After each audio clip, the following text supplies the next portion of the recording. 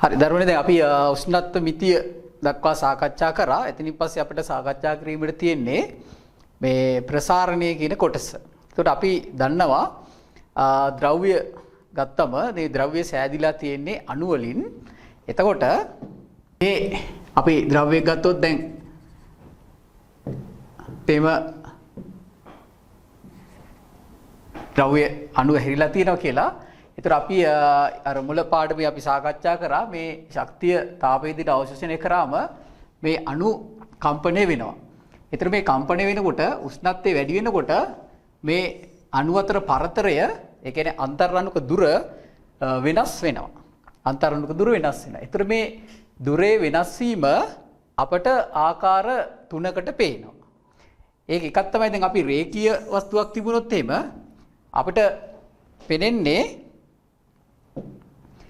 පේන්නේ මේකේ දිගේ වැඩිවීමක් ලෙස. රේඛීය වස්තුවක් තිබ්බොත් අපිට පේන්නේ මොකද? දිගේ වැඩිවීමක් ලෙස පේනවා.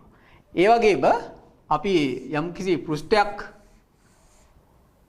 තාඩුවක් වගේ එකක් ගත්තොත් එහෙම අපිට මේක පේන්නේ අංශු අතර පරතරය වෙනස් වීම අපිට පේන්නේ වර්ගඵලයේ වෙනස් වීමක් ලෙස. ඒ වගේම අපි යම්කිසි පරිමාවක් ඇති එකක් ගත්තොත් එහෙම ඒකෙදි මේ අන්තරණුක දුර වෙනස් වීම අපිට පේන්නේ පරිමාවේ වෙනස් වීමක් ලෙස අපිට පේනවා. එතකොට අපි මෙතනදී සාකච්ඡා කරන්න යන්නේ ඝන ප්‍රසාරණය සහ ද්‍රව ප්‍රසාරණය. එතකොට ඊළඟ කොටසේදී වායු ප්‍රසාරණය සාකච්ඡා කරනවා. එතකොට මූලිකව අපි එහෙනම් මතක තියාගන්න අපිට අවබෝධයක් හදාගමු. මේ තාපය ලෙස ශක්තිය සම්ප්‍රේෂණය වෙනකොට අන්තර් අණුක දුර වෙනස් වෙනවා. ඒ කියන්නේ කම්පනයේ විස්තාරයන් වෙනස් වෙනකොට අන්තර් අණුක දුර වෙනස් වෙනවා. ඒ දුර වෙනස් වීම බාහිරට පෙනෙන විදිය තමයි දිගේ වැඩිවීමක්, වර්ගඵලයේ වැඩිවීමක්, පරිමාවේ වැඩිවීමක් විදියට දකින්න පුළුවන්. ඇත්ත වශයෙන්ම මෙතන වෙන්නේ පරිමාවේ වෙනස් වීමක් තමයි වෙන්නේ. අර වස්තුවේ හැටියට අපිට ඒක දිගේ වැඩිවීමක් කියන කම්බියක් වගේ ගත්තොත් එහෙම අපි ඒක පරිමාව වැඩිවීමට වඩා අපි හිතන්නේ අපිට පෙනෙන්නේ බාහිරට පෙන්නේ දිගේ වැඩිවීමක් හැටියට. ඒ වගේම වර්ගඵලයක් ආස්තරයක් ගත්තොත් දැන් බෙරේක වගේ ආස්තරයක් ගත්තොත් එහෙම අපිට ඒක පෙනෙන්නේ වර්ගඵලයේ වෙනස් වීමක් හැටියට. ඒ වගේම අපි ඝන වස්තුවක් ගත්තොත් දැන් අපිට ඒක පෙනෙන්නේ පරිමාව වෙනස් වෙන. දැන් ටැංකියක් ගන්නකො දැන් අපි ලෝව ටැංකියක් ගත්තොත් දැන් ටැංකියේ අපි ඒක දකින්නේ පරිමාවේ වෙනස් වීමක් හැටියට. ඒ වගේම මේ ටැංකියේ මොන හරි ද්‍රවයක් තියෙනවා නම් අපි ද්‍රවයේ දකින්නේ ඒකේ පරිමාව වෙනස් වීමක් හැටියට. ඒ අවස්ථානුකූලව අපිට ඒක මේ නිරීක්ෂණය කිරීම කරන්න පුළුවන්. ඒතර මූලිකව සිද්ධ වන්නේ අර අපි පළවෙනි කතා කරපු කාරණාව. ඒ කියන්නේ අන්තර් අණුක දුර වෙනස් වීම තමයි මෙතන සිද්ධ වෙන්නේ උෂ්ණත්වයත් සමග. ඒ කියන්නේ තාපයේ අවශෝෂණය හෝ විමෝචනය කිරීම තුල. ඉතින් මේකේ ගොඩාක් ප්‍රායෝගික බලපෑම් හැමතැනම තියෙන දෙයක් තමයි මේ සිදුවීම. අපි ගත්තොත් එහෙම දැන් අපි අර ඔයගොල්ලන්ගේ 11 සැරේදී කතා කරලා තියෙනවා අර කම්බි මේ රේල් පීරි නේද? රේල් පීලි දෙකක් අතර පරතයක් තියන්න ඕනි. නැත්නම් අර ප්‍රසාරණයේදී ඒ වෙනස් වීම නේද? මේ පීලි දෙකක් අතරේ තදවීම හරහා මේ ඇදවීම වෙන්න පුළුවන් නේද? ඒ වගේ ඊළඟට ලයිට් කම්බි අදිනකොට ඒ දිග තාම තදට අපි ඇදලා තියන්නේ නැහැ. මොකද ඒකට හේතුව මේ ප්‍රසාරණය සීත කාලය එනකොට මේක ඇදෙන්න බලනවා. එතකොට අමතර ආතතියක් කණු වලට එනවා, කම්බියට එනවා. ඒතර කම්බි කඩී යාම සිද්ධ වෙන්න පුළුවන්. ඒ වගේ ඊළඟට වාහනයක වගේ ගත්තොත් එහෙම පිස්ටන් එකක් සිලින්ඩරයක් තුල එහා මෙහා යනකොට දැන් මෙතන මේ වගේ සිලින්ඩරය එහෙම තියෙන මේ සිලින්ඩරය තියෙනවා නම් දැන් මේ පිස්ටන් එක උඩ පල්ලෙය යන්න ඕනේ. මෙතන පොඩි පරතරයක් තියන්න වෙනවා. මොකද නැත්තම් උෂ්ණත්වය වෙනස් වෙනකොට මේ දෙන්නගේ ප්‍රසාරණ විනාශ. එතකොට මේ සිලින්ඩරය තුල පිස්ටනේ හිර වෙන්න පුළුවන්. ඉතින් ඒවට පොඩි ඉඩක් තියලා තියන්න ඕනේ. ඒ වගේ බොහෝ තැන්වලදී මේ සිදුවීම මේ භාවිතා කිරීම කරනවා. ඊළඟට ඔයගොල්ලෝ 11 වසරේ ඉගෙන තියෙන අර කරත්තයක් ගත්තොත් එහෙම කරත්ත රෝදයකට අර ගරාදි සිර කිරීම කරන්නේ මේ අර රත් කරපු අපි රින් එකක් වගේ පට්ටමක් කරන් මේක රත් කළා මේ ලී රෝදයට වඩා වැඩි වෙන විදිහට රත් කරලා ඊට පස්සේ මේක ලී රෝදයට තියලා සිසිල් වෙන්න හැරියම මේ ගරාදි ටික හොඳට මේ මැද ඇක්සල් එකට හිර වෙලා ඒක සවි වෙනවා. ඒ වගේ ගොඩාක් තැන් අපිට මේක සාකච්ඡා කරන්න පුළුවන්. ඊළඟට ඕගොල්ලන්ගේ ගෙදර තියෙන අයන් එක ඊළඟට oven එක ඊළඟට rice cooker එක වගේ ඒ වගේ අර උෂ්ණත්ව පාලනය කරන්න අර දීලෝහ පටියක් භාවිතා කරලා ඒ පාලනය ඇති කරන්නෙත් මේ ඒක සිද්ධ ඒක මේ කරන්නෙත් අපි මේ සාපේක්ෂ විස්ථාපනය ඒ කියන්නේ ප්‍රසාරණේ භාවිතා කිරීම හරහා. ඒ වගේ මේ ගොඩක් දැන් අර ගොගලන් ගණමුත් සමාජයට හදලා ඇති අර පෙට්‍රල් ටැංකියක් වගේ ගත්තන් පස්සේ ඒ උෂ්ණත්වයේ වෙනස් ප්‍රදේශයකට ගියාම සමහරක් වෙලාවට දෘශ්‍ය පරිමාව වැඩිවීමක් ඊළඟට අඩුවීමක් සිද්ධ වෙනවා. ඒතර ඒවට ඉඩකඩ පවතින විදියට ඒ පෙට්‍රල් අරියමනාරේ තෙල් ද්‍රව වර්ග ඒ ඇසිරීම කළ යුතු වෙනවා. ඉතින් මේ වගේ ගොඩක් නේද අවස්ථා මේ ප්‍රසාරණය එක්ක බලපාන ඊළඟට උස බිල්ඩින් ඒ වගේ දේවල් වල ලෝහ වලින් හදන බිල්ඩින් එකක් ගත්තොත් එහෙම ඉතින් ඒවයි ප්‍රසාරණ ඒගොල්ලන් ගණන් හදලා තමයි ඒවට අවස්ථාවන් දීලා තමයි ඒ ගොඩනැගිලි නිර්මාණය කරන්න පුළුවන් වෙන්නේ. නැත්තම් අමතර බල ඒ කියන්නේ ආතති තෙරපුම් ඇවිල්ලා ඒක විද වැටීම් සිද්ධ වෙන්න පුළුවන්. ඉතින් මේ ආකාරයෙන් විවිධ තැන් වලට ඒ කියන්නේ අපි ඒ කියන්නේ හැම අවස්ථාවකට ඇත්ත වශයෙන්ම ගත්තොත් මේ තාප ප්‍රසාරණය ඒ කියන්නේ අණු අතර පරතරය වෙනස් වීම උෂ්ණත්වය වෙනස් වීම සමග ඒක බල පානවා. ඒතර අපි අද අපි ඒ ඝන ප්‍රසාරණය යටතේ ඒකට අපි මේක දැන් ඒතර ගුණාත්මකව අපිට ඒ විදිහට දකින්න පුළුවන්. ඒතර අපි බලමු මේක ප්‍රමාණාත්මකව ඒතර අපි විශ්ලේෂණයක් කරමු මේ ප්‍රසාරණය. ඒතර අපි එතනදී ප්‍රසාරණය ඝන ද්‍රව්‍ය වල ප්‍රසාරණය ආකාර තුනකට තමයි සාකච්ඡා කරන්නේ. රේඛීය ප්‍රසාරණය වර්ගඵල නැත්නම් ක්ෂේත්‍රීය ප්‍රසාරණය ඒ වගේම පරිමා ප්‍රසාරණය. ඒතර අපි ඉස්සෙල්ලාම යමු රේඛීය ප්‍රසාරණය ගැන පොඩ්ඩක් සාකච්ඡා කරමු. ඒතර දැන් බලන්න මේකේ මේ රූප සටහනේ පෙන්වන පරිදි අපි යම් කිසි දණ්ඩක් මෙතන ඉඳන් අරන් තිනවා L1 කියලා දිග තියෙන දණ්ඩක් අරන් තිනවා. එතකොට මෙයාගේ උෂ්ණත්වය තීටා ප්‍රමාණයකින් වැඩි කරාම එතකොට මේකේ දිගේ වැඩිවීමක් වෙලා තියෙනවා. ඒක අඩු වෙන්නත් පුළුවන් දිගේ වැඩිවීමක් වෙන්න පුළුවන්. ඒ උෂ්ණත්වය වැඩි කරොත් දිගේ වැඩිවීමක් තමයි බොහෝ ද්‍රව්‍ය වල සිද්ධ වෙන්නේ. එතකොට දැන් මේකේ දිගේ වැඩිවීමක් වෙලා තියෙනවා. එතකොට ප්‍රසාරණ නිසා සිදුවිච්ච දිගේ වෙනස් වීම තමයි මේ L2 රින L1 කියලා අරන් තියෙන්නේ. ඒක සමහරකට අපි ඩෙල්ටා L කියලා ගන්නවා. එතකොට මේ දිගේ වැඩිවීම ගත්තම එතකොට මේ මොන කාරණා මතද රඳා පවතින්නේ කියලා අපිට බලන්න පුළුවන්. එතකොට ඒ දිගේ වැඩි කිරීම දිගේ වැඩිවීම මේ අපි ගත්ත දණ්ඩේ නැත්තම් කම්බියේ බොහෝ විට අපි කම්බි තමයි ගන්න. ඒතර කම්බියක දිගේ වැඩිවීම දණ්ඩක දිගේ වැඩිවීම ගන්නවා. එතකොට මේ දිගේ වැඩිවීම රඳා පවතිනවා මේ මුල් දිග එක්ක. දිගේ වැඩිවීම රඳා පවතිනවා මුල් දිග එක්ක. ඒ කියන්නේ දැන් අපි හිතමු දැන් මීටර 1ක දිග දණ්ඩක් තිබ්බනම් ඕකේ දිග සෙන්ටිමීටර් 1කින් වැඩි වුණා නම් මීටර් 2ක දණ්ඩක් තිබ්බොත් අර මීටරයට 1 සෙන්ටිමීටර බැගින් ඒතර මේ සෙන්ටිමීටර් 2ක් වැඩි වෙන්න ඕනේ. අන්න ඒක. ඒතර එහෙනම් අපි කියනවා ඒතර දිගේ වැඩිවීම රඳා පවතිනවා මේ මුල් දිග L1 සමග. right? ඊළඟට ඒ වගේම මේ දිගේ වැඩිවීම රඳා පවතිනවා උෂ්ණත්ව වෙනස මත. ඒක තමයි මේ දෙවෙනි සමීකරණය අපි ඉල්ලලා තියෙන්නේ. මෙතන L2 රින් L1 රඳා පවතිනවා උෂ්ණත්ව වෙනස මත. ඒ කියන්නේ දැන් අපි හිතමුකෝ සෙල්සියස් අංශක 5කින් වැඩි කරාම දිග මිලිමීටර 1කින් වැඩි වුණා නම් එහෙනම් සෙල්සියස් අංශක 10කින් වැඩි කරාම දිග මිලිමීටර 2කින් වැඩි වෙන්න ඕනේ. ඒකයි මේ රඳා පවතිනවා කියලා කියන්නේ. ඒ අනුලම තමයි ඒක රඳා පවතිනවා. මේ ලකුණ ඕගොල්ලන් දන්නවා. එතකොට ඒ රඳා පවතින. එහෙනම් මේ කාරණා දෙකක් මත මේක රඳා පවතිනවා. එකක් තමයි උෂ්ණත්ව වෙනස. ඒ කියන්නේ ලක් කරපු උෂ්ණත්වය නෙමෙයි උෂ්ණත්ව වෙනස. දැන් එකයි ඉස්සෙල් එකයි අතර පරතරය. ඊළඟට මුල් දිග. දණ්ඩේ අපි පටන් ගත්ත උෂ්ණත්වයක් තියෙනවානේ. ඒ අවස්ථාවේ මුල් දිග. එහෙනම් ඒ අවස්ථා දෙකම අපිට එකට දැම්මන් පස්සේ අපිට එනවා මෙතන වෙනස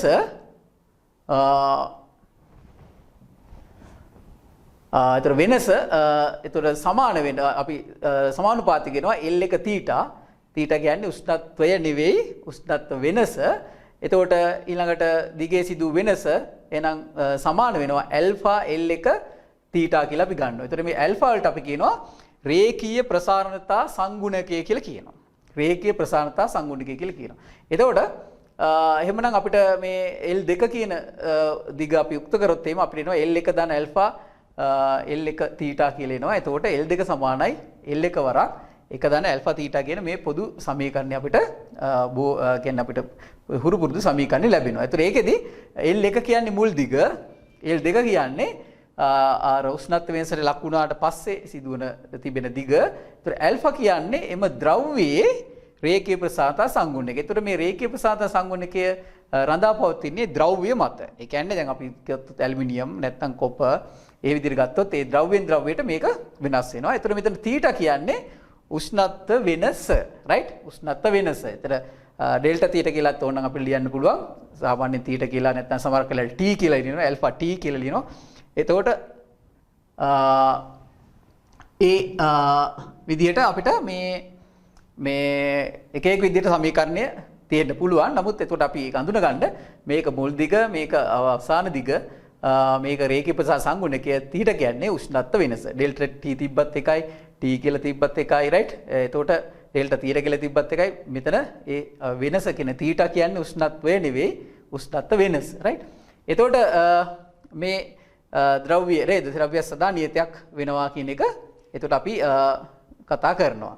එතකොට දැන් මේකේ අපි ඇල්ෆා උක්ත කරොත් එහෙම දැන් බලන්න පුතේ මෙතන අර මුල් දිගට සාපේක්ෂව තමයි අපිට ඇල්ෆා කියන එක එන්නේ. එතකොට ඒක විශේෂයෙන් මතක තියාගන්න අපි රේඛීය ප්‍රසාරණතාවය ගන්නකොට අපි දැන් වායු ප්‍රසාරණයේදී අපිට මේ විදිහට ගන්න බෑ. අපි මෙතන අනිවාර්යෙන් ගන්නේ මුල් පරිමාව කියලා ගන්නේ සෙල්සියස් අංශක බිඳුවේදී පරිමාව. දැන් මේකේ අපි එහෙම එකක් කරන්නේ මේකේ තියෙන්නේ මුල් දිග කියලා ගත්තට ඒක වැරද්දක් වෙන්නේ නැහැ. මොකද මේ ඇල්ෆා කියන එක ඊටාම කුඩා එකක්. ඒතර අපිට ඒතර ගන්න පුළුවන් ඒකකයේ බලන්න සෙල්සියස් අංශකයට නැත්නම් කෙල්විනියට කියලා ගන්න පුළුවන්. එතකොට ඇල්ෆා කියන එක අපි අත්දැකීමක් හැටියට ගත්තොත් එහෙම අපිට හිතන්න පුළුවන් නේද ඒකීය දිගක් අපි මෙතන මේ තමයි වෙනස. ඒතර වෙනස බෙදුවම මුල් දිගෙන් එහෙනම් ඒකීය දිගකට වෙනස.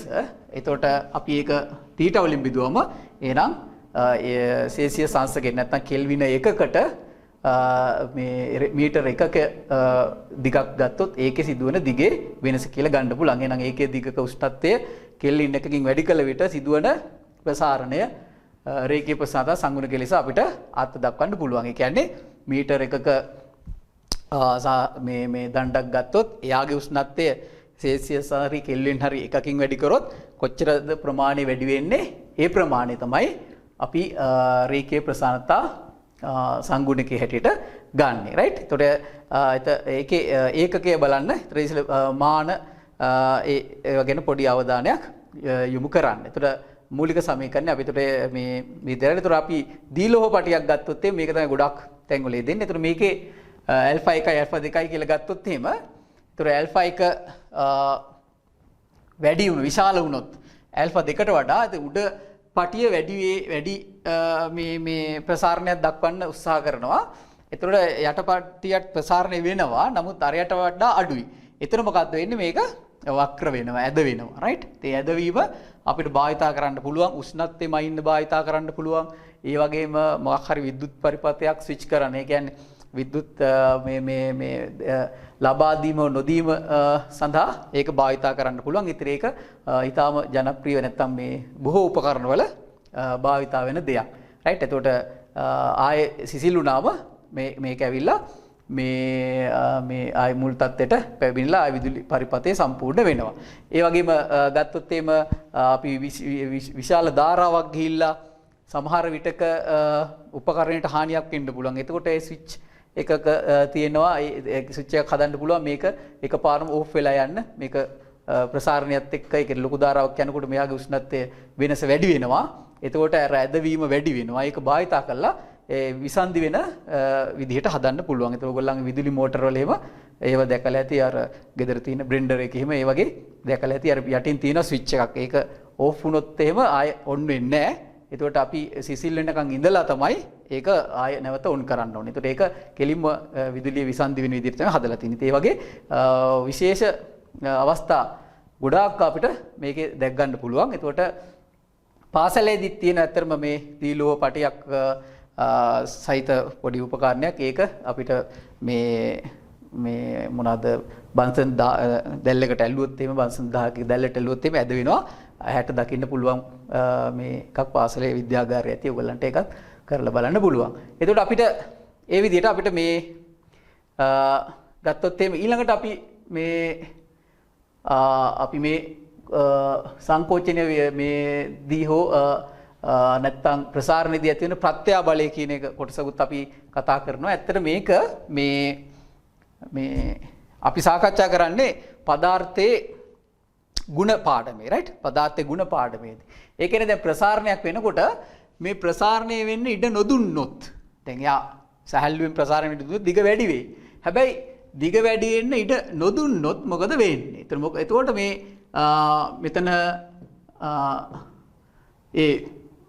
මෙතන අපි දැන් මේක කලම්ප කරලා තියෙනවා කියන්නේ කුදුරුඩව කලම්ප කරලා තියෙනවා නම් මේ බිත්ති දෙක මත බලයක් ඇති කරනවා. එතකොට නැත්තම් සිසිල් කරොත් එහෙම එයා සංකෝචනෙන්න බලනවා. එතකොට බිත්ති දෙක ඇදෙන්න බලනවා. රයිට් ඇදෙන්න බලනවා. මෙන්න මේකට එතන මේ උෂ්ණත්වය නිසා මෙන්න මේ සිදුවීම වෙන්න පුළුවන්. රයිට් සිසිල් වෙන්න බලන සිසිල් කරොත් එහෙම ඇදලා අදින්න බලනවා.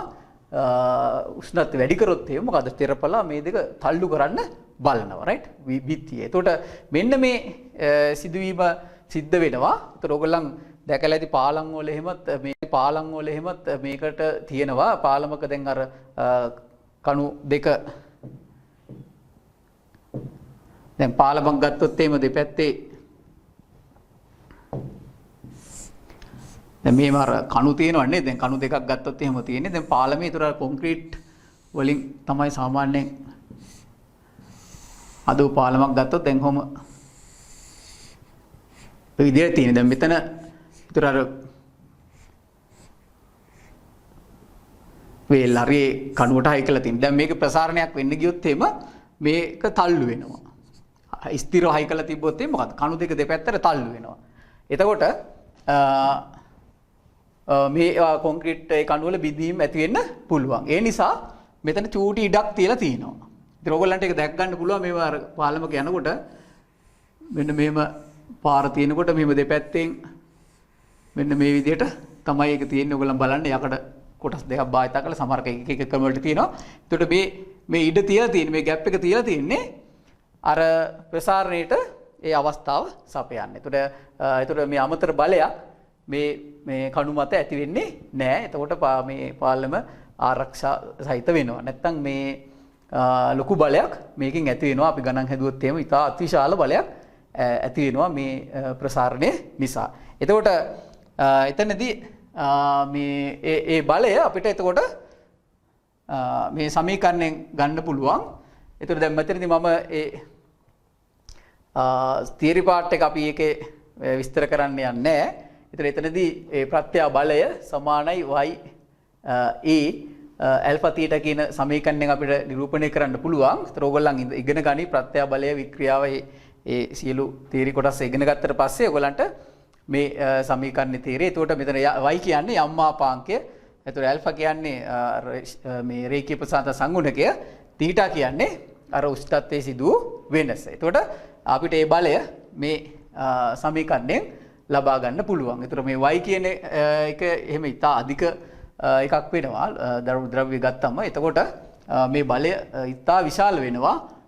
මේ ඇල්ෆා තීටා කියන්නේ උෂ්ණ අර දිගේ සිදු වෙනස ඉතා කුඩා වුණාට අධික බලයක් ඇති වෙනවා. රයිට්? ඒතර එහෙනම් ඒකත් මතක තියන්න. ඒක හැබැයි පදාර්ථයේ ಗುಣ පාඩම කරන වෙලාවට ඔයගොල්ලන්ට ඒ තියරි පාර්ට් එක කරයි. මම මෙතන ඒක සාකච්ඡා කරන්න යන්නේ නැහැ. නමුත් මේ සමීකරණය අපි ලබා දෙනවා මේ අවස්ථාවේදී. එතකොට ඒ ටික තමයි අපිට ඒතර රේඛීය ප්‍රසාරණය ගැන සාකච්ඡා කරන්න තියෙන්නේ. ඒතකොට ගොඩක් බොහෝ තැන්වල භාවිතා වෙන දෙයක්. රයිට්? ඒක අපිට මේ යොදාගෙන විවිධ අවශ්‍යතාවන්ට භාවිතා කරන්නත් පුළුවන්. අනිත් එක ඒකෙදි වෙන යන යම් කිසි අවස්ථාවකදී වෙන්න යන හානියක් හරි මේ දෙයක් තියෙනවා නම් ඒක වළක්වන්නත් අපිට හැකියාව තියෙනවා. අපි දන්නවා දැන් මේ වගේ දෙයක් සිද්ධ වෙනවා කියලා. එතකොට ඊළඟට අපිට සාකච්ඡා කරන්න තියෙන්නේ මේකේ ෂේත් වර්ගඵල ප්‍රසාරණය. ඒතර මේ ඔයගොල්ලන් මතක තියාගන්න දැන් මේ පැටර්න් එක එකම රටාවකට තමයි මේ අවස්ථා තුනම අපි සාකච්ඡා කරන්නේ. ඒතර දැන් වර්ගඵලයක් ගත්තම එහෙනම් වර්ගඵලයේ සිදුව වෙනස තමයි ඒ දෙක රින ඒක කියලා අපිට ගන්න පුළුවන්. වර්ගඵලයේ සිදුවන වෙනස. එතකොට එහෙනම් වර්ගඵලයේ සිදුවන වෙනසත් අර විදියමයි අර උෂ්ණත්ව වෙනසට අනුලෝම සමානුපාතික වෙනවා. රයිට්? අනුලෝම සමානුපාතික වෙනවා. ඒ වගේම වර්ගඵලයේ සිදුවන වෙනස මුල් වර්ගඵලයට අනුලෝම සමානුපාතික වෙනවා. එතකොට ඉස්සෙල්ලා එකේ තිබුණේ අපි දිගේ සිදුව වෙනස මුල් දිගට අනුලෝම සමානුපාතික වෙනවා. දිගේ සිදුව වෙනස උෂ්ණත්ව වෙනසට අනුලෝම සමානුපාතික වෙනවා. ඉතින් ඒකමයි මෙතන තියෙන්නේ. එහෙනම් අපිට ලේසියෙන් මතක තියාගත්තකි වර්ගඵලයේ සිදුවන වෙනස මුල් වර්ගඵලයට අනුලෝම සමානුපාතික වෙනවා. ඒ වගේම වර්ගඵලයේ සිදුවන වෙනස උෂ්ණත්ව වෙනසට අනුලෝම සමානුපාතික වෙනවා. එහෙනම් අපිට සමීකරණය සමානයි බීටා ඒ1 තීටා කියලා අපිට යන්න පුළුවන්. එතකොට ඒ1 කියලා කියන්නේ මුල් වර්ගඵලය. එතකොට අපි මේකට කියනවා බීටා වලට කියනවා ක්ෂේත්‍රීය ප්‍රසාරණතා සංගුණකය කියලා කියනවා. ක්ෂේත්‍රීය ප්‍රසාරණතා සංගුණකය කියලා කියනවා. එතකොට අපිට ඒ දෙක සමානයි ඒක වරක් එක දන්න බීටා තීටා කියලා ගන්න පුළුවන්. එතකොට තීටා කියන්නේ උෂ්ණත්ව වෙනස නැවතත් අතට ක්ෂේත්‍රීය ප්‍රසාරණතා සංගුණකය. එතකොට ඒ දෙක කියන්නේ අර උෂ්ණත්ව වෙනසට ලක් වුණාට පස්සේ තියෙන වර්ගඵලය. රයිට්? ඊළඟට අපි ඒකෙත් අර විදියටම අර ඒකකේ ගන්න පුළුවන්. අපිට බීටා උක්ත කරලා ඒකේ ගත්තොත් ඒකත් එන්නේ කෙල්විනියට නැත්තම් සෙල්සියස් අංශකයට කියලා. එතකොට අපිට ඒකේ තර්ක දැක්වීම අර විදියටම ලබා ගන්න පුළුවන්. එතනත් අපිට ගන්න තියෙන්නේ එතකොට ඒකක එතකොට ඒකක වර්ගඵලයක උෂ්ණත්වයේ සෙල්සියස් අංශක එකකින් හෝ කෙල්වින් එකකින් වැඩි කළ විට සිදුවන වර්ගඵලයේ වෙනස හැටියට ගන්න පුළුවන්. ඒ කියන්නේ අපි ලියොත් එම ඒකක වර්ගඵලයක් කියන්නේ වර්ග මීටර එකක ක්ෂේත්‍රඵලයක් ගත්තොත් එම ඒකේ උෂ්ණත්වයේ සෙල්සියස් අංශක එකකින් වැඩි කරා නම් වර්ගඵලයේ යම්කිසි වෙනසක් සිද්ධ වෙනවා. අන්න ඒ වෙනස තමයි ක්ෂේත්‍රීය ප්‍රසාරණතා සංගුණකය කියලා අපි ගන්න. රයිට්? ඒතර ඒක අත්දැකීම අපිට මේ විදිහට අර සමීකරණ යුක්ත කරලා ලියන්න හැකියාව ලැබෙනවා. රයිට්? ඒතර එහෙනම් ඩෙල්ටා A කියන්නේ එතකොට ඒක බීටා ඩෙල්ටා T. ඒ කියන්නේ ඩෙල්ටා A කියලා කියන්නේ මොකද්ද? අර වර්ගඵලයේ සිදු වෙනස. එහෙනම් අපිට ඩෙල්ටා L කියලා ගන්න පුළුවන්. එතකොට L එක ඇල්ෆා තීටා ඩෙල්ටා A කෙනෙක් ගන්න පුළුවන්. A එක බීටා තීටා. රයිට්? එකම රටාව යන්නේ. ඊළඟට අපිට මේ ඇල්ෆායි බීටායි අතර සම්බන්ධතාවයක් ගොඩ නගන්න පුළුවන්. එතකොට මේ විදිහට අපිට ගන්න පුළුවන් 1.1 මීටර නැත්නම් L1 L2 කියලා ගන්නත් පුළුවන්. L1 අතන්ට L2 කියලා ගන්නත් පුළුවන්. නැත්නම් මෙතන අපිට 1 මීටර කියලා ගත්ත කියනවා. එතකොට මේක දිගේ එක පැත්තකට සිදුවිච්ච වෙනස එතකොට එක දාන x කියලා අපිට ගන්න පුළුවන්. අනිත් පැත්තට සිදුවිච්ච වෙනසත් එතකොට අපි මීටර 1ක් කියලා ගත්ත නිසා අර දිගේ සිදුවන වෙනස අපිට ඇල්ෆා කියලා ගන්න පුළුවන්. එතකොට එක දන ඇල්ෆා තමයි දිගේ වැඩි වෙච්ච ප්‍රමාණය වෙන්නේ. එතකොට මෙතන මීටර එකක් ගත්ත නිසා සෙල්සියස් අංශකින් වැඩි කර එකකින් වැඩි කරපු නිසා දිගේ වැඩි වෙච්ච ප්‍රමාණය එතකොට එක දන ඇල්ෆා කියලා ගන්න පුළුවන්. රයිට්? එතකොට අපි අවස්ථා දෙකට අරගෙන මේ අතන වර්ගඵලයෙන් මේ අවස්ථාවේ වර්ගඵලයෙන් මේ අවස්ථාවේ වර්ගඵලය අපි අඩු කරනවා. ඒක තමයි ඊතර වර්ගඵලයේ සිදුවන වෙනස වෙන්නේ. වර්ගඵල ප්‍රසාරණය කියන්නේ ඒක. එහෙනම් අපිට මෙතන එනවා 2 ඇල්ෆා ධන ඇල්ෆා වර්ගය කියලා එනවා. 2 ඇල්ෆා ධන ඇල්ෆා වර්ගය කියලා එනවා. එතකොට ඔයගොල්ලන් බලන්න ඇල්ෆා වර්ගය මේ කියන එක ඊටාම කුඩා එකක්. දැන් සාමාන්‍යයෙන් ඇල්ෆා එන්නේ 10 ඍණ 6 වගේ. ඒතර 10 ඍණ 6 ආවොත් ඒක වර්ග කරුවොත් 10 ඍණ 12 වෙනවා. එතකොට මේකට එක එකතු කරන එක තේරුමක් නැහැ. ඒ නිසා අපි මෙතන ඇල්ෆා වර්ගය බිඳුවට සමාන කරාම අපිට බීටා එනවා. බීටා සමානයි 2යි ඇල්ෆා කියලා එනවා. රයිට්? බීටා සමානයි 2යි ඇල්ෆා කියලා අපිට ලැබෙනවා. එතකොට ඒ විදිහට අපිට ක්ෂේත්‍රීය ප්‍රසාරණය සලකන්න පුළුවන්. දැන් අපි උදාහරණයකට අපි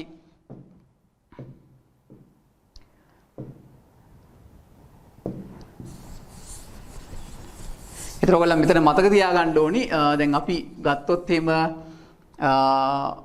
මේ වගේ මුද්දක් ගත්තා කියන මුද්දක් හරි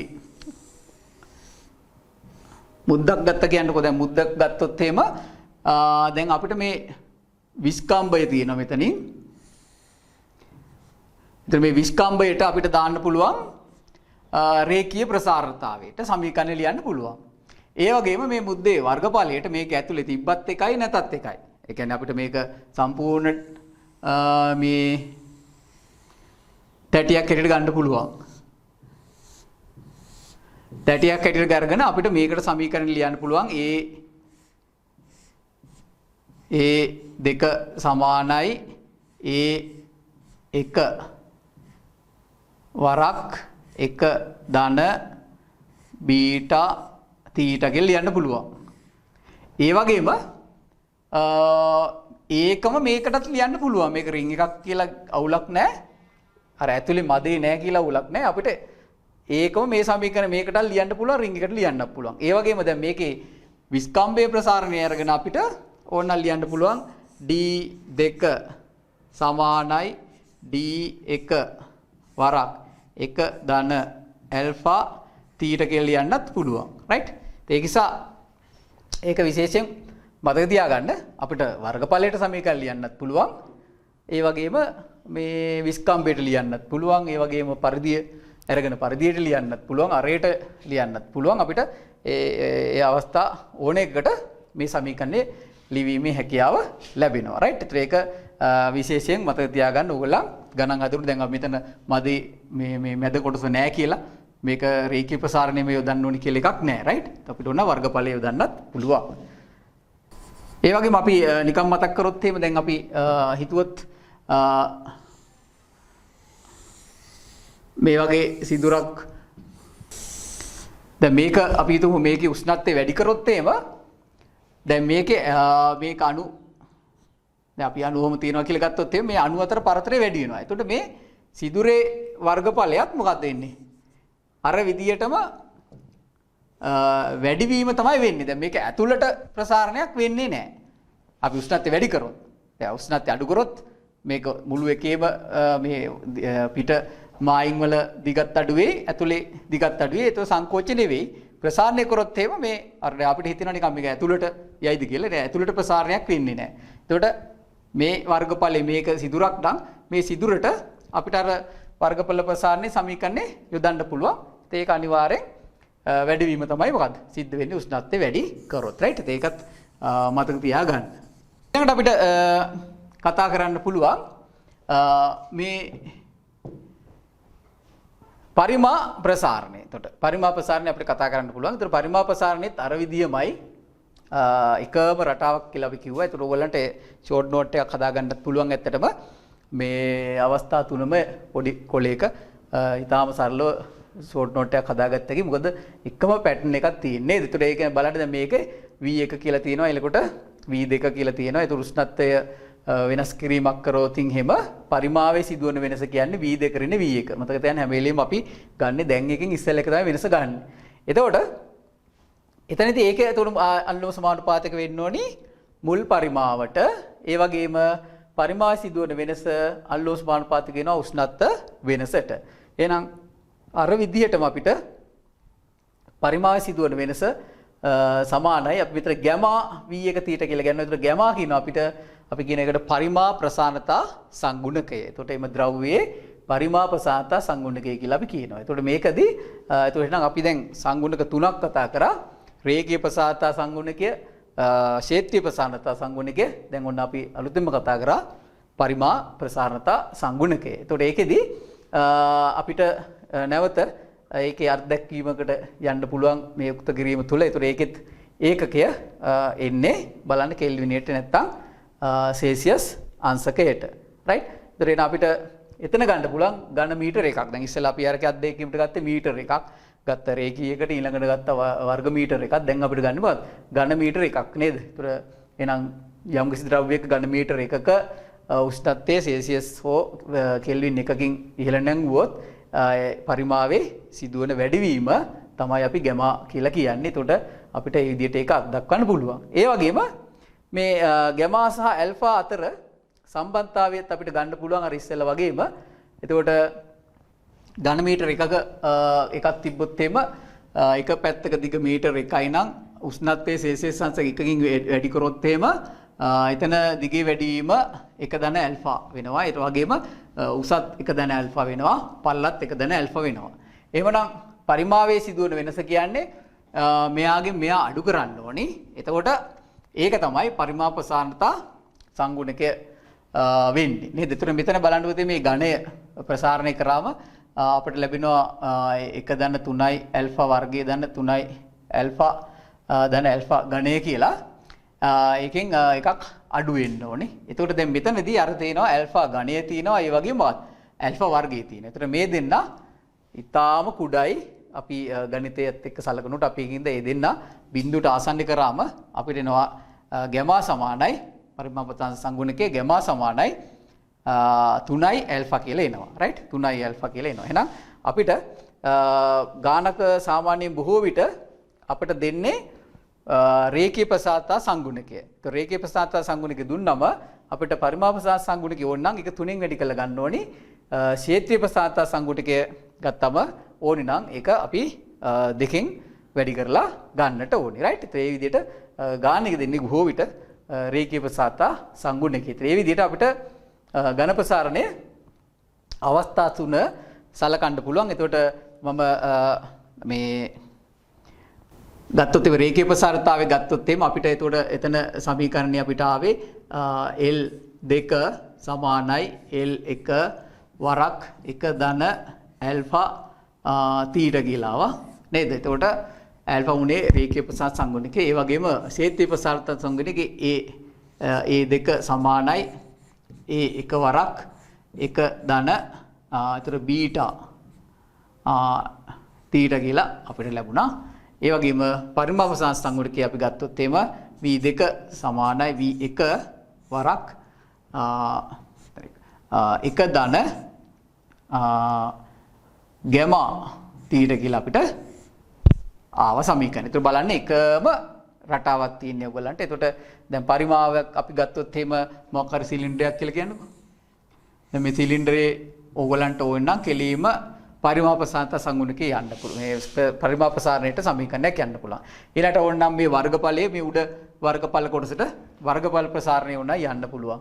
ඊළඟට මේ උස සඳහා රේඛීය ප්‍රසාරණතාවය යන්න පුළුවන්. ඒ වගේම විස්කම්භය සඳහා රේඛීය ප්‍රසාරණතාවය යන්න පුළුවන්. ඒ වගේ ඒ අවස්ථාවට අපිට අහන ප්‍රශ්නයට ගැලපෙන පරිදි ඕගොල්ලන්ට මේ සමීකරණේ තෝරගන්න පුළුවන්. ඉතින් මෙච්චර ඊටාම මේ සරලයි අවස්ථා 3 ගත්තම රයිට්. ඒතර එකම රටාවක් තියෙන්නේ. ඒතර ඒක බොහෝ විට අපිට MCQ එකක් හරි නැත්නම් රචනා ප්‍රශ්නේ හරි මොකද්ද මේකේ සම්බන්ධ වෙලා ඉනොත් ඒකට උත්තර සපයන්න පුළුවන්.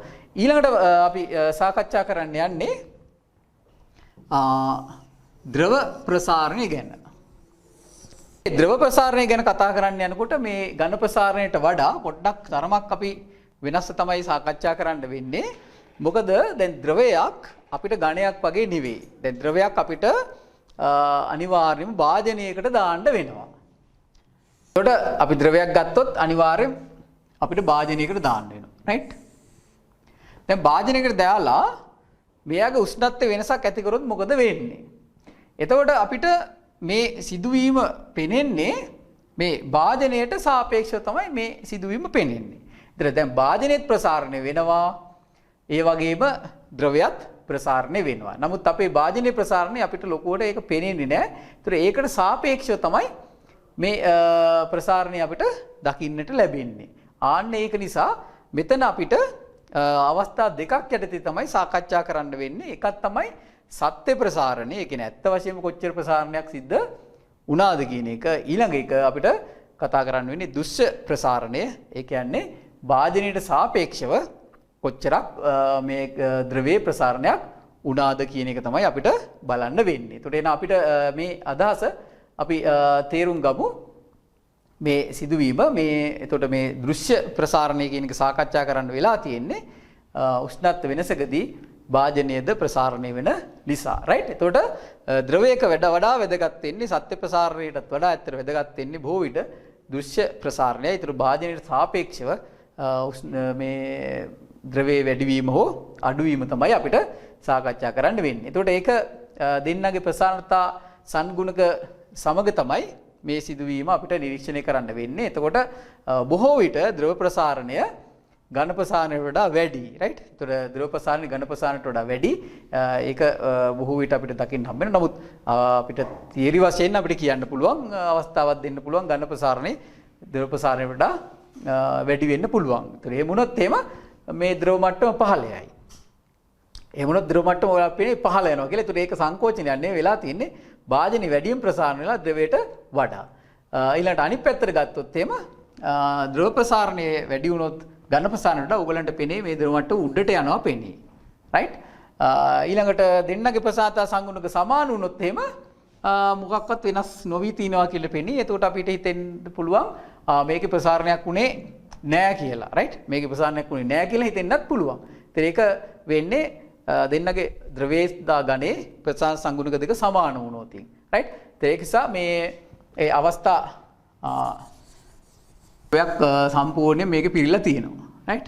ද්‍රවයක් සම්පූර්ණයෙන් පිරීලා තියෙනවා. එතකොට එතන පරිමාව අපි ගමු V1 කියලා ගමු. right? V1 කියලා ගමු. දැන් මෙයාගේ උෂ්ණත්වය අපි වැඩි කරනවා θ නේද? උෂ්ණත්වය වැඩි කරාම ඒක දැන් මොකද්ද වෙන්නේ?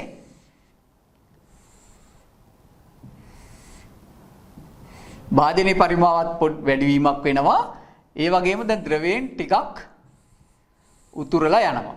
right? ද්‍රවයෙන් ටිකක් උතුරලා යනවා එළියට යනවා යම්කිසි ප්‍රමාණයක්. right? එතකොට ඒක අපි ගත්තොත් එහෙම අතර භාජනයේ පරිමාව ගන්නවා දෙවි පරිමාව VC කියලා. VC කියලා ගත්තේ කන්ටේනර් එකේ පරිමාව දෙකෙන් පටන් ගන්නකොට භාජනයේ පරිමාවයි ද්‍රවයේ පරිමාවයි සමානයි. දැන් භාජනයේ පරිමාව VC. එතකොට ද්‍රවයේ පරිමාව මේ හැලිච්ච එකත් එක්ක ඒක ගන්නවා V2 කියලා. ඒතර ඔය විදිහට අපිට ගන්න පුළුවන්. ඒතර අපි V1 කියලා ගත්තේ දෙන්නගේ පරිමාව සමානයි කියලා ගත්තා. ඊළඟට මෙතන අපි ගන්නවා භාජනයේ පරිමාව උෂ්ණත්ව වෙනසට ලක් කරාට පස්සේ භාජනයේ පරිමාව VC කියලා ගන්නවා. ඒතර මේකෙන් ද්‍රවයක් කොටසක් හැලෙනවනේ. ඒ ටිකයි ඔක්කොම ටික එකතු වුණාම V2 කියලා ගන්නවා. එහෙනම් අපිට පේනවා දැන් මෙතන මේ හැලුණු ටික. දැන් හැලුණු ටික තමයි අර දෘශ්‍ය වැඩිවීම. දෘශ්‍ය වැඩිවීම කියලා කියන්නේ මොකද්ද? අපිට පෙනෙන්න තියෙන වැඩිවීම ඕක. දැන් අපිට භාජනයේ විශාලත්වය වැඩි වුණා කියන එක පෙනෙන්නේ නැහැ. ඒක ඇහැට පේන්නේ නැහැ. ඒතර අපිට පේන්නේ මේ හැලිලා ගිය ටික. හැලිලා ගිය ටික තමයි දෘශ්‍ය වැඩිවීම වෙන්නේ. right? දෘශ්‍ය වැඩිවීම වෙන්නේ. එතකොට එහෙනම් දැන් අපිට ප්‍රසාරණතා දෙකක් ගන්න පුළුවන්. එකක් තමයි අපි ගන්නේ සත්‍ය ප්‍රසාරණතා සංගුණිකය කියලා අපි ගන්නවා. ඒ නම් ගැමා සත්‍ය කියලා අපි ගන්නවා. ගැමා සත්‍ය කියලා ගත්තම එහෙනම් ඒක ගැටලුවක් නැහැ. පරිමාවයේ සිදු වෙනස V2 ඍණ V1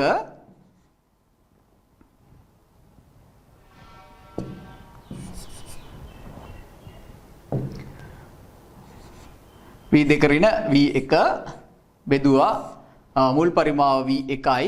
ඒතර උෂ්ණත්ව වෙනස θ. ඒතර මේකට අපි කියනවා සත්‍ය ප්‍රසාරණතා සංගුණකය. සත්‍ය වශයෙන්ම පරිමාවයේ සිදු වෙනස බෙදීම මුල් පරිමාව බෙදීම උෂ්ණත්ව වෙනස. right? ඊළඟට අපිට ගන්න පුළුවන් ගැමා දෘශ්‍ය කියන එක. ඒතර ගැමා දෘශ්‍ය සමානයි.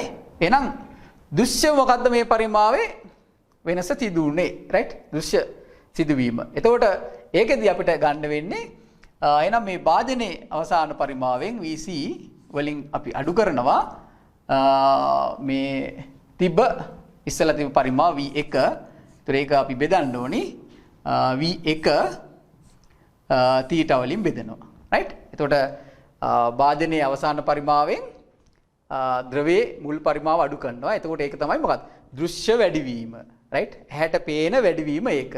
භාජනයේ අවසාන පරිමාවෙන් ද්‍රවයේ මුල් පරිමාව අඩු කරනවා. ඒතර ඒක V1 θ කියලා අපිට ලැබෙනවා. ඉතින් මේ විදිහට අපිට පරිමාව ප්‍රසාරණතා සංගුණක දෙකක් සාකච්ඡා කරන්න පුළුවන්. සත්‍ය ප්‍රසාරණතා සංගුණකය ඒ වගේම මොකද්ද? දෘශ්‍ය ප්‍රසාරණතා සංගුණකය කියලා කොටස් දෙකකට මේ කතා කරන්න පුළුවන්. එතකොට අපිට දෘශ්‍ය වෙනස් වීම මේ අපිට ගන්න පුළුවන් එහෙනම් සත්‍ය වෙනස් වීම අපි ගත්තොත් පරිමාවේ සත්‍ය වෙනස් වීම කියන්නේ ගැමා සත්‍ය V1 θ දෘශ්‍ය වෙනස් වීම ගැමා දෘශ්‍ය V1 θ නේ ධාරස් ගුණිත කරාම දෘශ්‍ය වෙනස් වීම සමානයි ගැමා දෘශ්‍ය V1 θ සත්‍ය වෙනස් වීම සමානයි ගැමා සත්‍ය v1 තීටා. දැන් උදාහරණයක් විදිහට ගත්තොත් අපි හිතන්නකෝ දැන් අපි භාජනයක යම් කිසි ද්‍රවයක් දාගෙන යනවා ජලය දාගෙන ගියා කියලා කියන්නකෝ. එතකොට උෂ්ණත්වයේ අඩු ප්‍රදේශයක ඉඳලා වැඩි ප්‍රදේශයකට ගියාම අර වැඩිපුර තියෙන ටික වැඩියෙන් පෙනෙන තියෙන ටික අපිට අවශ්‍ය නම් මේක අපිට කෙලින්ම ගියා හැකි. එතකොට එතන ද්‍රවයේ සිදු දෘශ්‍යමය වැඩිවීම සමානයි ගැමා දෘශ්‍ය v1 තීටා කියලා අර ඉස්සෙල්ලා සමීකරණ විදිහට යන්න පුළුවන්. ඇත්තේ කොහොමනම් එහෙනම් ගැමා සත්‍ය v1 තීටා කියලා යන්න පුළුවන්. එහෙනම් මෙන්න මේ විදිහට අපිට සමීකරණ දෙකක් එනවා. දැන් අපි බලමු කොහොමද මේ දෙන්න අතර සම්බන්ධයක් ගැමා දෘශ්‍ය සහ ගැමා සත්‍ය අතර සම්බන්ධයක් ලබා ගන්නේ කියලා අපි කොහොමද කියලා බලමු.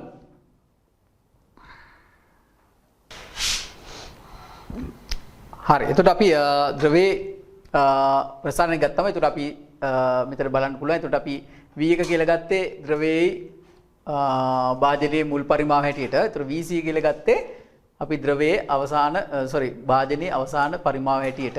එතකොට මේ උතුරා ගිය ටිකයි ඇතුලේ තියෙන ටිකයි ඔක්කොම තමයි ද්‍රවයේ අවසාන පරිමාව. එහෙනම් අපිට ගැමා සත්‍ය සහ ගැමා දෘශ්‍ය මේ ආකාරයෙන් ලබා ගන්න පුළුවන්. එහෙනම් අපි දාමු මෙතන අපි ගමු එහෙනම් භාජනයේට සිදුවිච්ච පරිමා ප්‍රසාරණය සඳහා අපිට සමීකරණ ලියන්න පුළුවන්. එහෙනම් VC නේද? ඒතර අපි ගන්න VC සමානයි. ඒතර එයාගේ මුල් පරිමාව තිබුණේ V1 වරක් 1 ධන.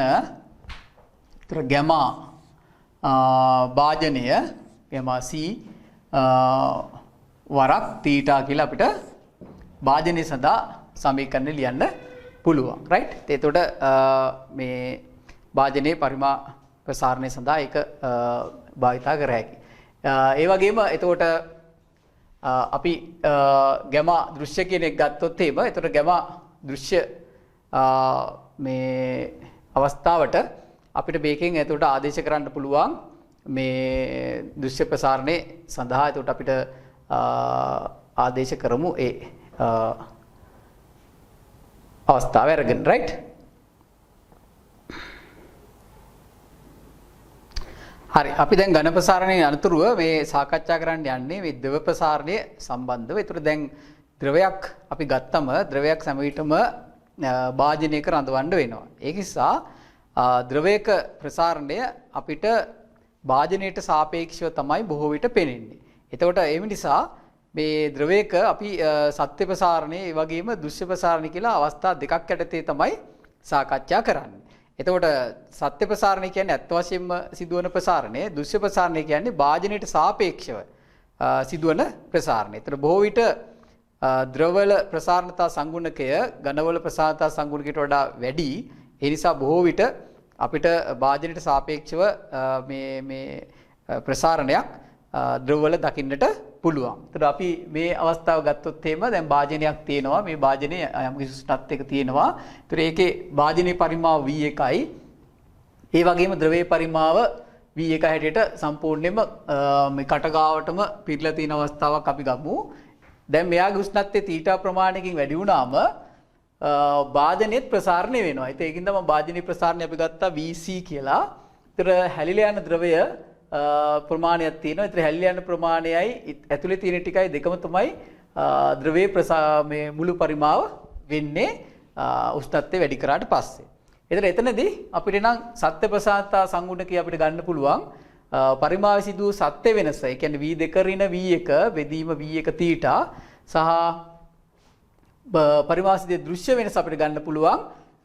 දැන් පරිමාව ගියා V2 කියන පරිමාවකට ඒකෙන් අඩු කරනවා අපි භාජනයේ පරිමාව. ඊට පස්සේ මුල් පරිමාව සහ උෂ්ණත්ව වෙනසෙන් බෙදෙනවා. ඒතර අපිට ලැබෙනවා දෘශ්‍ය ප්‍රසාරණතා සංගුණකය. ඒතකොට මේ විදිහට ඒතකොට අපිට දෘශ්‍යව වැඩි වෙච්ච ප්‍රමාණය අවශ්‍ය නම් දෘශ්‍ය ප්‍රසාරණතා සංගුණකේ භාවිතා කරන්න පුළුවන්. සත්‍ය වැඩි වෙච්ච ප්‍රමාණය අවශ්‍ය නම් සත්‍ය ප්‍රසාරණතා සංගුණකේ ගන්න පුළුවන්. ඒතකොට අපි එනම් මේ අවස්ථාව සඳහා භාජනීය ප්‍රසාරණය සඳහා සමීකරණය අපි ලිව්වොත් එහෙම අපිට ලැබෙනවා VC සමානයි V1 වරක් 1 ධන ගැමා C කියලා කියන්නේ භාජනය සඳහා තීටා කියලා අපිට යන්නට පුළුවන් භාජනයේ ප්‍රසාරණතාවය අරගෙන. එහෙනම් අපි අර සමීකරණයට ගැමා දෘශ්‍ය කියන සමීකරණය මේක ආදේශ කරොත් එimhe අපිට ලැබෙනවා v2 ඍණ vc හැටියට අපි මේක දැම්මොත් අපිට ලැබෙනවා v1 ධන ඍණ v1 වරක් ගැමා c θ කියලා අපිට ලැබෙනවා. එතකොට අපිට පුළුවන් මේක v1 ෙන් බෙදන්න. මම මේක වෙන වශයෙන්ම බෙදනවා. මේක බෙදනවා v1 θ වලින්. ඉතින් මේක බෙදනවා ඒ වගේම v1 θ වලින්. ඉතින් අපිට ලැබෙනවා ගැමා දෘශ්‍ය කියන එක අපිට ලැබෙනවා මේකෙන් කියවෙන්නේ ගැමා සත්‍ය ඍණ ගැමා c කියලා අපිට ලැබෙනවා. ඒතර ගැමා දෘශ්‍ය ප්‍රසාර සංගුණිකය කියලා කියන්නේ සත්‍ය ප්‍රසාර සංගුණිකය අඩු කිරීම භාජනයේ ප්‍රසාරතා සංගුණිකය පරිමාප ප්‍රසාරතා සංගුණිකය. එහෙනම් අපිට ඕන මෙතන 3යි ඇල්ෆා කියලා දාන්න පුළුවන්. භාජනයේ බොහෝට හදන්නේ අපි ලෝහයකින් හරි මොකක් හරි ඝන ද්‍රව්‍යයකින්. එහෙනම් අපිට ගැමා දෘශ්‍ය කියන එක සමානයි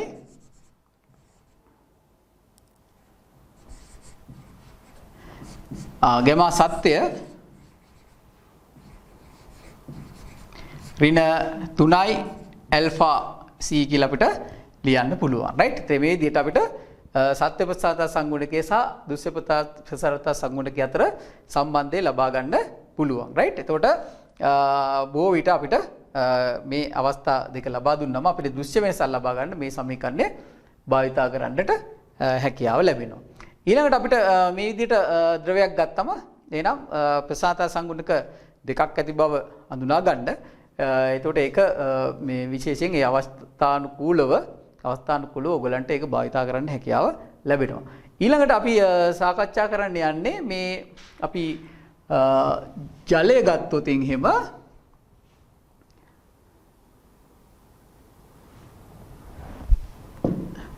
ජලයේ සිදුවන ප්‍රසාරණය තරමක් වෙනස් ස්වභාවයක් ගන්නවා. ජලයේ ප්‍රසාරණය තරමක් වෙනස් ස්වභාවයක් ගන්නවා. එතකොට අපි ඒකට කියනවා ජලයේ අනියම් ප්‍රසාරණය කියලා කියනවා. ඒ කියන්නේ බොහෝ ද්‍රව්‍ය ප්‍රසාරණය වෙන විදිහට නෙමෙයි ජලයේ ප්‍රසාරණය වෙන්නේ. ඒතර අපි ගත්තොත් එහෙම ජලයේ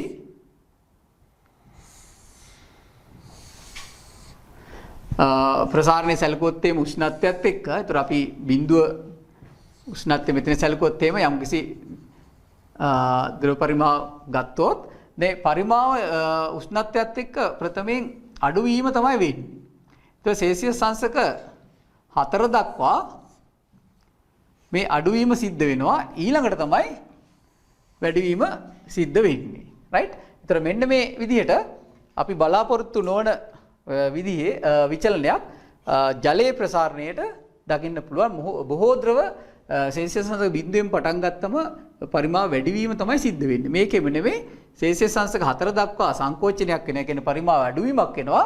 ඊට පස්සේ තමයි පරිමාව වැඩි වෙන්නේ. එහෙනම් ජලය ගත්තොත් උපරිම ඝනත්වයක් ඒ කියන්නේ යම්කිසි ස්කන්ධයකට අවම පරිමාවක් සෙල්සියස් අංශක 4 දී දක්වනවා. ඒ කියන්නේ මේ උපරිම ඝනත්වය අපිට ජලයේ දකින්න පුළුවන් වෙන්නේ සෙල්සියස් අංශක 4 දී. මෙන්න මේ ප්‍රසාරණය අපි සාකච්ඡා කරන්නේ ජලයේ අනියම් ප්‍රසාරණය විදියට අපි ගන්නවා. ඉතින් මේක ඊටාම වැදගත් වෙනවා. දැන් අපි ගත්තොත් එimhe භාජනයක් තිබුණොත් එimhe අපි හිතන්න අපි තු වායුගෝලීය උෂ්ණත්වයේ අඩුවීමක් වුණොත් එimhe මොකක්ද වෙන්නේ?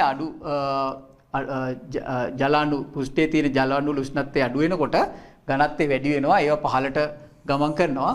පහළ තියෙන උෂ්ණත්වයේ වැඩි අණු ඉහළට ගමන් කරනවා. ඒ විදිහට උෂ්ණත්වය අඩු වීගෙන යනවා.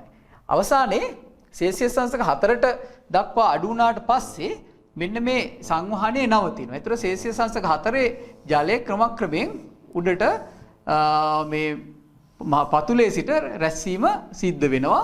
අවසානයේ සෙල්සියස් අංශක 4 බවට පත් වෙනවා මතු පිට උෂ්ණත්වය. ඊට පස්සේ උෂ්ණත්වයේ අඩුවීමක් වුණොත් හිතන්නකො සෙල්සියස් අංශක 3 දක්වා අඩු නැහැ කියලා. එතකොට බලන්න මේ ප්‍රස්ථාරය අනුව ආයි ඝනත්වයේ අඩුවීමක් තමයි වෙන්නේ. පරිමාව වැඩි වෙන කියන්නේ ඝනත්වයේ අඩුවීමක් වෙනවා. එතකොට ඒ ද්‍රවය පෘෂ්ඨයේ ආසන්නයේම රැඳෙනවා. ඒ කියන්නේ එතකොට දැන් මේක පහළ මේ ජලය පහළට එන්නේ නැහැ. දැන් ක්‍රමක්‍රමයෙන් මෙතන සිසිල් වෙනවා. සිසිල්ලා සෙල්සියස් අංශක බිඳුව දක්වා පැමුණාට පස්සේ මෙතන අයිස් මිදීම සිද්ධ වෙනවා. නමුත් යට ජලය සෙල්සියස් අංශක 4ෙම රැඳෙනවා. ඉතින් මෙන්න මේ විදිහට ඊටමත් අපි බලාපොරොත්තු නොවන විදිහේ වෙනසක් ජලයට දක්වන්න පුළුවන්. ඉතින් මේ නිසා අර දවාසන්න ප්‍රදේශවලෙම ජලජ ශාක සහ සත්වයින්ගේ ආරක්ෂාව සිද්ධ වෙනවා සීත කාලයේදී. මොකද ඇතුලේ ජලය මේ ගැඹුරු මුහුදේ නැත්නම් ගැඹුරු විල් පතුලක ජලය සෙල්සියස් අංශක 4කම රැඳෙනවා. උඩ අයිස් මිදෙනවා. ඒතර තවත් අයිස් තට්ටුව හැදුනම මේ තාපය සන්නයනේ දුර්වල වෙනවා. ඒ නිසා සීත කාලේ ද්‍රව ජලය අපට පොකුණක දැක ගන්න හැකියාව ලැබෙනවා. ඉතින් මේ විශේෂත්වය ලැබිලා තියෙන්නේ ජලයේ තිබෙන මේ අසාමාන්‍ය හැසිරීම. ඒතකොට ඒක ඊටාම ප්‍රයෝජනවත් වෙලා තියෙනවා. නැත්නම් ඒක භාවිත වෙලා තියෙනවා.